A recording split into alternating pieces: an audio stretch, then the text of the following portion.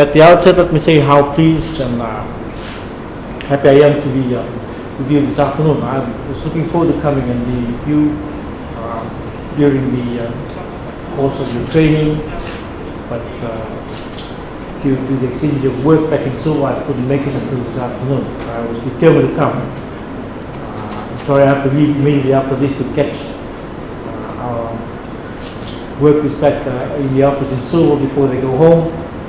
So once again, thank you very much for receiving me. It's nice to be with you all.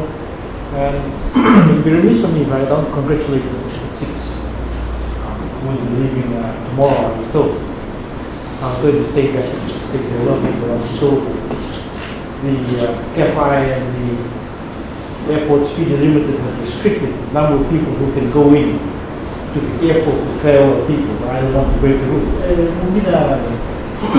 So as a result, I'll say goodbye to you this afternoon before I go back. I was on my way to Geneva last month, 2 months ago, and I saw the second group off. We were checking out together.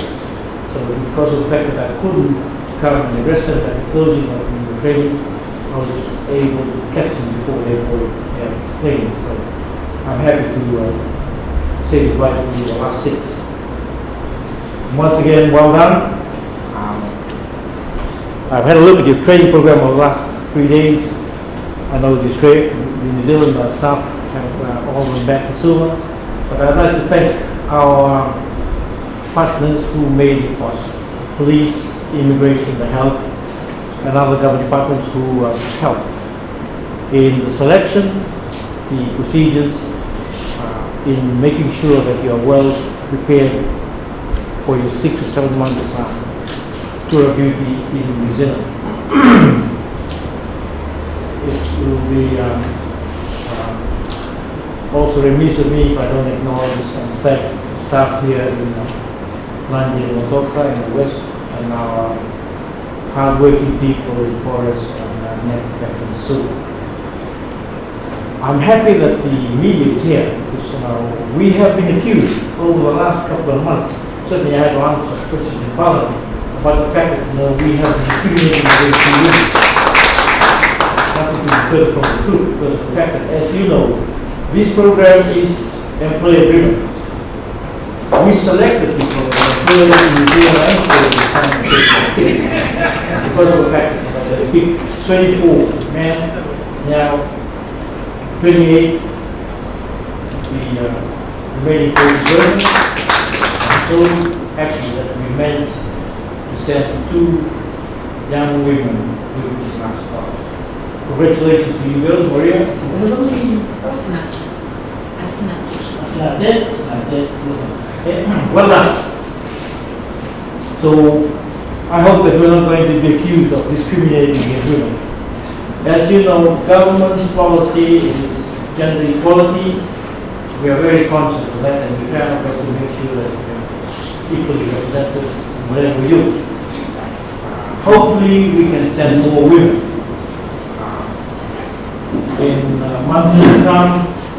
But for your information, the reports we received from New Zealand in particular, for the first 2 lots that have come down from New Zealand over the last 2 months and a couple of weeks now, all been very good. I'm very happy and proud that our system of selection works. We were criticized for trying to neutralize the selection process by making sure that we go through a very stringent medical check and physical test. And my answer to that in Parliament is we try to pick the best. Make sure that when we employ you down in New Zealand, Australia, you will do a good job. The reputation of this country and the future capability of Fiji to send more people to family. So all I'm asking you as a minister, on behalf of government, is work hard, remain focused, and come back safely. I know you've been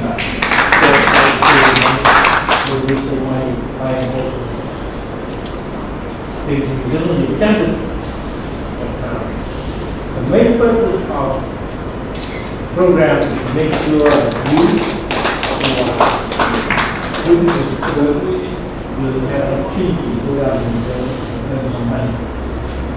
We make sure that we factor into the program or the MOU that you are not to be paid anything less than minimum wage of New Zealand and Australia. So I am assured that this will be the case, and I'm happy to learn that people have saving. We have an arrangement with New Zealand and Australia. Should you wish to set aside part of your pay, we have a trust fund here in Fiji. Keep your money, so when you come back to you. My advice is try to save as much as you can. For those of you who want to remit funds to your parents' bank account, you can do that. And learn as much as you can. Some of those employers will be very happy to teach you some farming skills which you can utilize when you come back. So I would strongly urge you and advise you to take every opportunity you get to learn.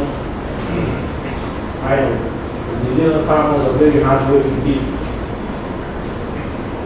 They all like people who come there for a good time, and I have no doubt you will do a good job.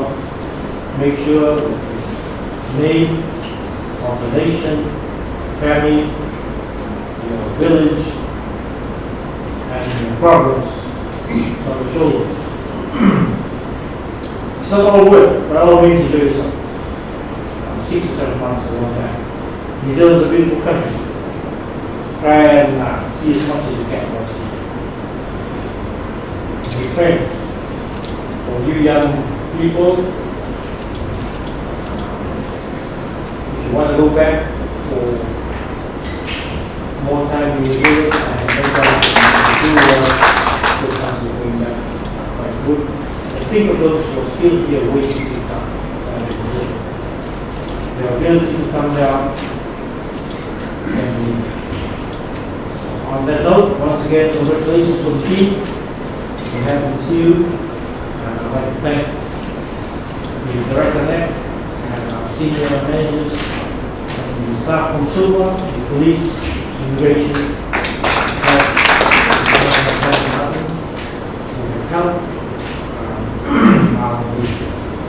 seeing New Zealand Commissioner and the team when I do back to SUBA. But on behalf of all of us, congratulations to the 6th who will be leaving tomorrow. Have a safe flight down to Auckland. We have made arrangements with the New Zealand Commission that will be met when you arrive. Those of you who have traveled, you shouldn't have any problems. Those of you who are going for the first time, New Zealand is 3 hours away down the road. So we look forward to seeing you all when you do come back in 6 or 7 months time. I have no further comments except to thank you. Congratulate you for making the grade, and to thank the staff, hard-working members of the staff who have helped you very employment. And to thank the donors, and thank the members of the media for covering the training of the last 3 days. There was a good write-up yesterday in the newspaper. So once again, congratulations, thank you all. Now,